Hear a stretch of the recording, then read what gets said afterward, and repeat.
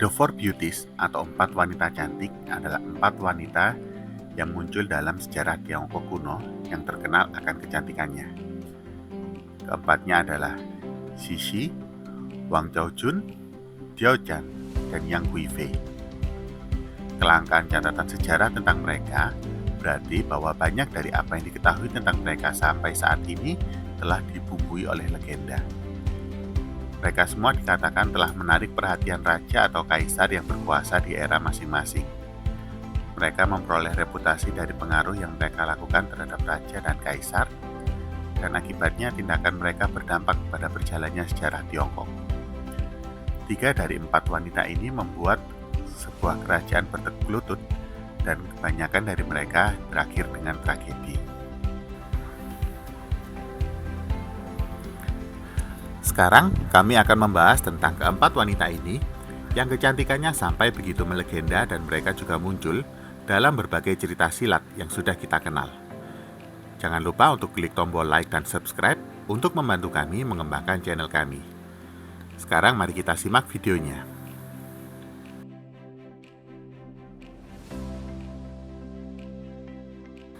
Wanita yang pertama bernama Cixi.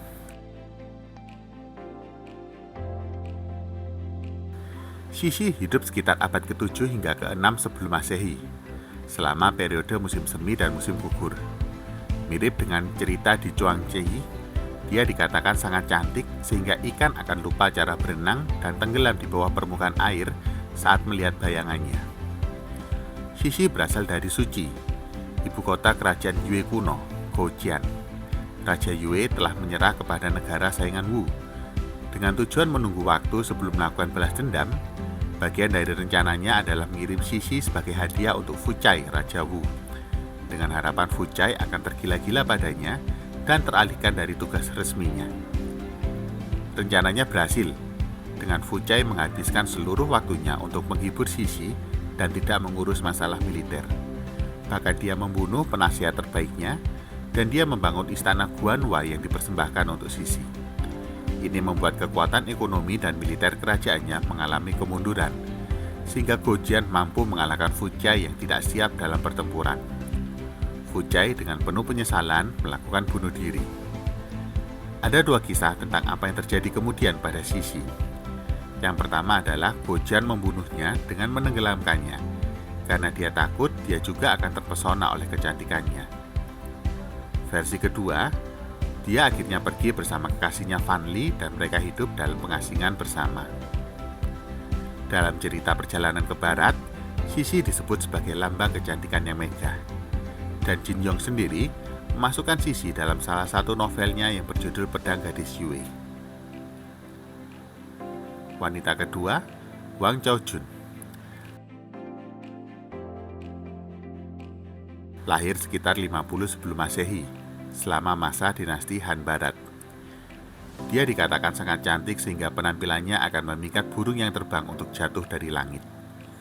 Kecantikannya digambarkan sebagai sebuah mutiara.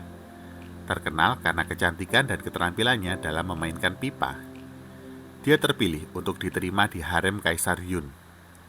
Meskipun usianya masih muda, terlepas dari kecantikannya, Kaisar tidak pernah mengunjunginya. Ini disebabkan ada peraturan bahwa saat memasuki istana, mereka akan dilukis wajahnya oleh pelukis resmi istana. Semua gadis biasanya akan menyuap pelukis istana agar membuatnya terlihat lebih cantik dalam lukisannya. Wang, karena sangat percaya diri akan kecantikannya, menolak melakukan hal itu. Ini membuat sang pelukis membuat lukisan potret dirinya yang tidak menarik, sehingga Kaisar merasa tidak tertarik dan tidak pernah mengunjunginya. Pada tahun 33 sebelum Masehi, Xiongnuchan Yuhuanhe datang ke ibu kota Han Chang'an dalam kunjungan resmi dan meminta seorang istri sebagai bagian dari sistem aliansi pernikahan antara dinasti Han dan Xiongnu. Kaisar yang baru, Kaisar Huan, memerintahkan agar wanita paling sederhana dari harem diberikan kepada Huanhe, sehingga Wang Zhaojun dipilih berdasarkan potretnya yang tidak menarik. Melihat ternyata Wang Zhaojun sangat cantik, sang kaisar yang ingin menarik kembali Wang terpaksa harus menaati janjinya demi perjanjian aliansi. pelukis Mao Yanzhou kemudian dieksekusi karena menipu kaisar, dan aliansi pun terjalin dan hubungan kedua kerajaan membaik. Wang hidup dengan Hu Hanye dan memiliki 2 putra dan 2 putri. Saat Hu Hanye wafat, dia diperintahkan untuk menikahi saudara Hu Hanye, di mana kemudian dia mendapatkan 2 putri lagi. Sejarah mencatat ada sekitar 700 puisi dan lagu dan 40 jenis cerita dan cerita rakyat yang menceritakan tentang Wang, dan banyak sekali film-film yang menceritakan tentang Wang Zhaojun. Wanita ketiga, Diao Chan. Diao Chan hidup selama tahun-tahun memudarnya Han Timur dan periode 3 kerajaan. Dia dikatakan sangat cantik, sehingga bulan itu sendiri akan malu jika dibandingkan dengan wajahnya. Catatan sejarah Tiongkok menunjukkan bahwa prajurit Lubu memiliki hubungan rahasia dengan salah satu pelayan Panglima Perang Dongzhuo, dan dia terus-menerus takut Dongzhuo akan mengetahuinya. Namun, nama pelayan itu tidak pernah tercatat dalam sejarah.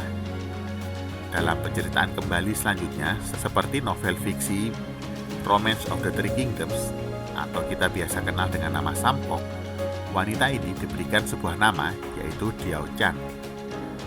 Entah sebagai nama panggilan, nama resmi, posisi atau nama aslinya tidak dituliskan dengan detail tentang hidupnya.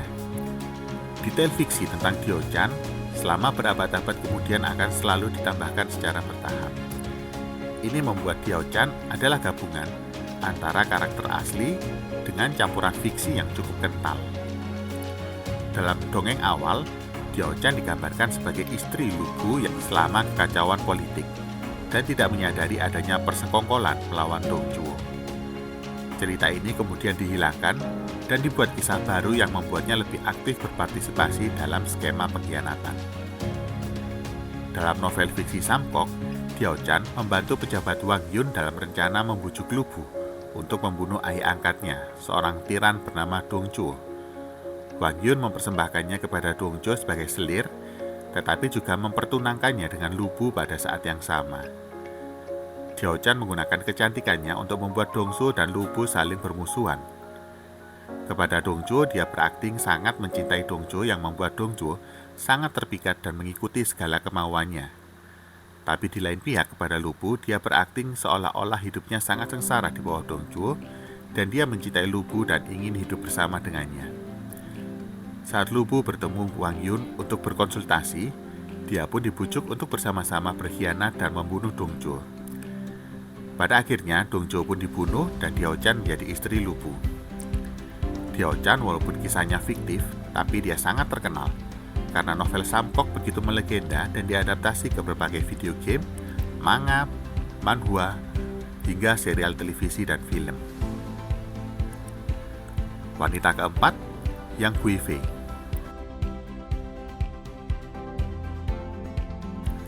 Yang Guifei hidup pada abad ke-8 dan merupakan permaisuri tercinta Kaisar Xuanzong dari Tang. Dia dikatakan memiliki wajah yang membuat semua bunga malu. Yang lahir pada tahun 719 selama dinasti Tang. Pada awal pemerintahan Kaisar Xuanzong, kakek buyutnya Yang Wang adalah pejabat kunci pada masa pemerintahan Kaisar Yang dari Sui, dan setelah jatuhnya dinasti Sui melayani salah satu kerajaan yang menggantikan Sui, Wang Xingchong. Yang Wang kemudian terbunuh ketika Wang Xingchong dikalahkan oleh pasukan Tang pada tahun 621. Selama pemberontakan Anlushan, saat Kaisar Xuanzong dan iring-iringannya melarikan diri dari ibu kota ke Chang'an ke Chengdu, penjaga kaisar menuntut agar dia membunuh Yang karena mereka menyalahkan pemberontakan pada sepupunya Yang Guosong dan anggota keluarganya yang lain. Kaisar menyerah dan dengan enggan memerintahkan pelayannya Gao Lishi untuk mengawasinya bunuh diri secara paksa. Yang dikenal memiliki sosok yang lebih besar.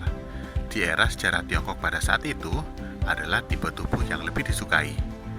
Karena itu, Yang sering dibandingkan dan dikontraskan dengan permaisuri Zhao Feiyan yang dikenal bertubuh ramping.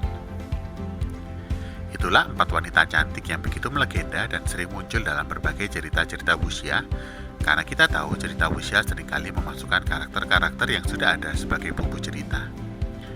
Jangan lupa untuk like, subscribe, dan share video kami, agar kalian selalu mendapatkan video pembahasan seputar dunia persilatan yang tidak hanya membahas tentang novel silat, tapi juga sejarah dan budaya seputar dunia persilatan. Karena itulah kami memakai nama Wuxia Library, perpustakaannya dunia persilatan. Sampai jumpa di video kami berikutnya.